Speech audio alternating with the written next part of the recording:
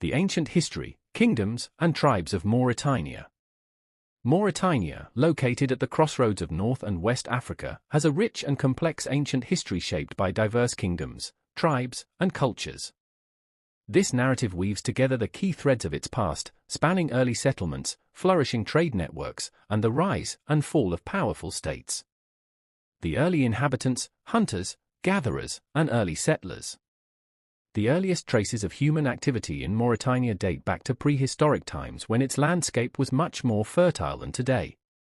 Rock carvings in the Adrar and Tagant plateaus show evidence of a lush savanna teeming with wildlife, which supported nomadic hunters and gatherers.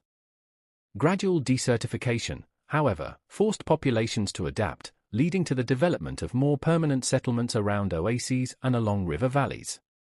By the Neolithic period, circa 6000 BCE, 3000 BCE, pastoral communities began domesticating livestock, particularly cattle, and cultivating crops.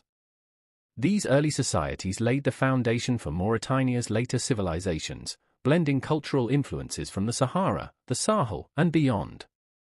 The rise of the Berber tribes. As the Sahara increasingly became a barrier, the Berber tribes emerged as key inhabitants of Mauritania. Known as the Amazi, the Berbers were organized into clans and confederations, dominating trade routes that stretched across the desert. These trade networks connected sub-Saharan Africa with North Africa and the Mediterranean, facilitating the exchange of goods like gold, salt, ivory, and slaves. Among the notable Berber groups in Mauritania were the Sanhaja Confederation. Their mastery of camel transportation allowed them to control trade routes and consolidate power over vast stretches of the desert. The Kingdom of Ghana, 4th to 11th century CE. Mauritania played a crucial role in the rise of the Kingdom of Ghana, one of West Africa's first great empires. Centered to the south of modern Mauritania, near the Niger and Senegal rivers, Ghana's influence extended into Mauritania's southern regions.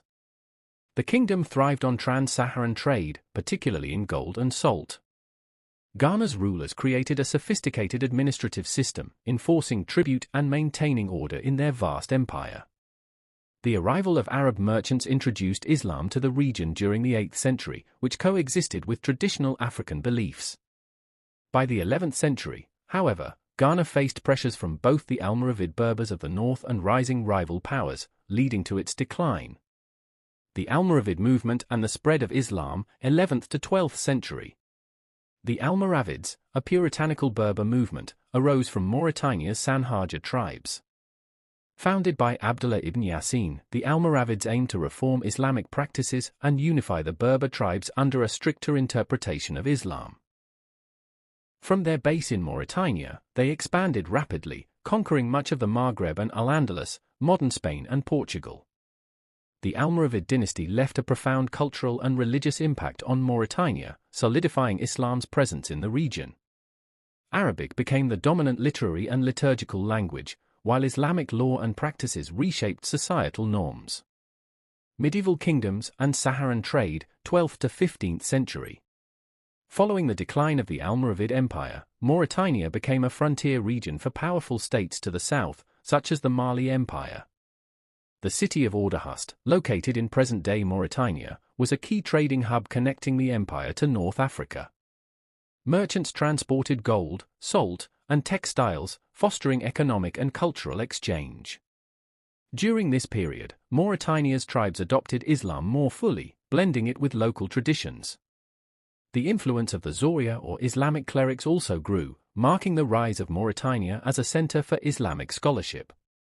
The Bonu Hassan and the Arabization of Mauritania, 15th to 18th century. The arrival of the Bonu Hassan, Arab nomadic tribes, in the 15th century marked a turning point in Mauritania's history. The Bonu Hassan gradually subdued the Berber tribes, imposing their language, culture, and political dominance. This process of Arabization transformed Mauritania's identity, with Arabic becoming the primary language and the Hassaniya dialect emerging. The Bonu Hassan established a tribal hierarchy, with warrior tribes, Hassan, dominating over religious and servile groups. This stratified social structure persists in various forms to this day. The Moorish era, tribes and confederations. By the 18th century, Mauritania was characterized by loosely organized tribal confederations. These groups, often referred to as Moors, were divided into two broad categories. White Moors, Bidhan descendants of Arab Berber lineages who maintained nomadic lifestyles and cultural dominance. Black Moors, Haratin descendants of sub-Saharan Africans, often integrated into Moorish society as vassals or bonded labourers.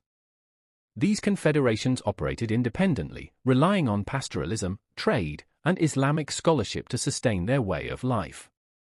Legacy of ancient Mauritania.